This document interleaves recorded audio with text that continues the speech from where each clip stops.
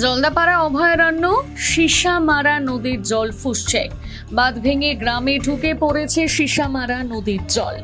ভুটান থেকে ধেয়ে আসা নদী সীসামারা এলাকার ত্রাসে পরিণত হয়েছে।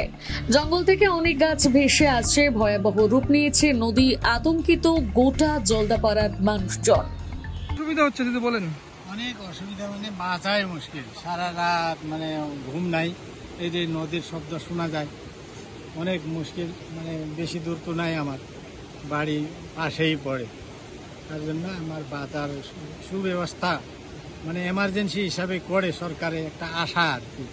আমার অনেক আশা ছিল, হয় কি নাই, একদম সম্মুখ আসি গেছে নদীটা। এখন জনগণকে এখানে তো অনেকে এসে দেখে যাচ্ছে, তারা কি জানাচ্ছেন প্রশাসনের আধিকারিকরা? কিছু আসিয়ে দেখছে, দেখি কিছু বলে না, আর দেখে যায়, আর করতে হবে, করতে লাগবে, এইরকম কয়া যায়। আর ভোটের দিনে তো একেবারে সুবিধা অনেক চাচ্ছিল, করবো বলছিল, কিছু প্রতিশ্রুতি দিয়ে রাখে না, কিছুই করে নাই। তার জন্য আমার খুব দুঃখিত। এই ব্যবস্থা সরকারে এমার্জেন্সি হিসাবে করে দিলে আমার বাঁচতাম আর কি, এটাই আশা। আপনার নাম কাকা? জয়প্রসাদ বুড়াগে। করতে যাচ্ছেন, জলদাপাড়া এলাকাও করলেন, এছাড়াও কালজানি নদী, ছোট ছোট নদীগুলো তো বাঁধের সমস্যা হচ্ছে, ভেঙে যাচ্ছে বর্ষার জন্য। কি বলবেন বিষয়টি নিয়ে? দেখুন, এটা একটা অত্যন্ত গুরুত্বপূর্ণ। আপনি দেখছেন যে এবার বর্ষায় ভয়াবহ নদী ভাঙন শুরু হয়েছে। দেখুন, ডুয়ার্সে বৃষ্টি হয় এবং নদী ভাঙন লাগাতার হচ্ছে, কিন্তু যেভাবে নদী ভাঙছে, আমাদের কৃষি জমি, আমাদের সংরক্ষিত জঙ্গল এবং বিভিন্ন বসত জমি, তাতে কিন্তু ডুয়ার্সের অস্তিত্ব সংকটে। যার জন্য আমি বারবার বলতে চাইছি, এর আগেও আমি বারবার বিধানসভায় এই কথাটা উঠিয়েছিলাম যে নদীগুলো ভুটান পাহাড় থেকে নেমে এসে আমাদের এখানে এই বর্ষায় ভয়াবহ রূপ ধারণ করছে। তাকে যদি অবিলম্বে নিয়ন্ত্রণ করা না যায়, তাহলে আমাদের ডুয়ার্সকে বাঁচানো যাবে না। রাজ্য সেচ দপ্তরের পক্ষ থেকে সংরক্ষিত এলাকায় এই নদীগুলোকে বাঁধ নির্মাণ বা জরুরি মেরামতির কাজ করলেও গোটা নদীর অসংরক্ষিত এলাকায় কাজ করা সম্ভব নয়।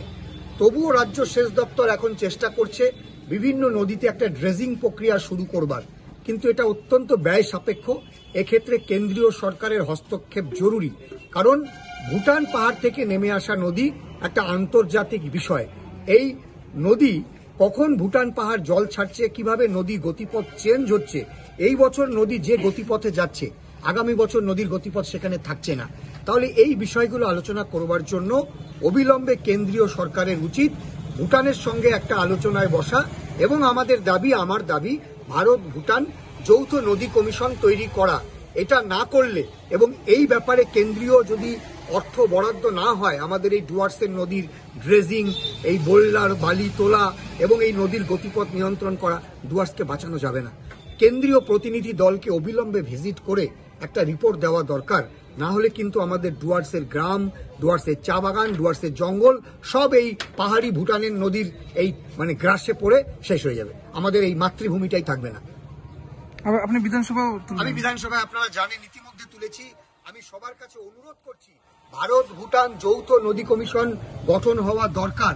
একটা সর্বদলীয় প্রতিনিধি দল রাজনীতি নির্বিশেষে মানুষের স্বার্থে দিল্লিতে চলুক, জনপ্রতিনিধিদের নিয়ে সেখানে ভারত ভুটান যৌথ নদী কমিশনের দাবি উঠুক, এবং এক্ষেত্রে কেন্দ্রীয় প্রতিনিধি দল এই জায়গা ভিজিট করুক।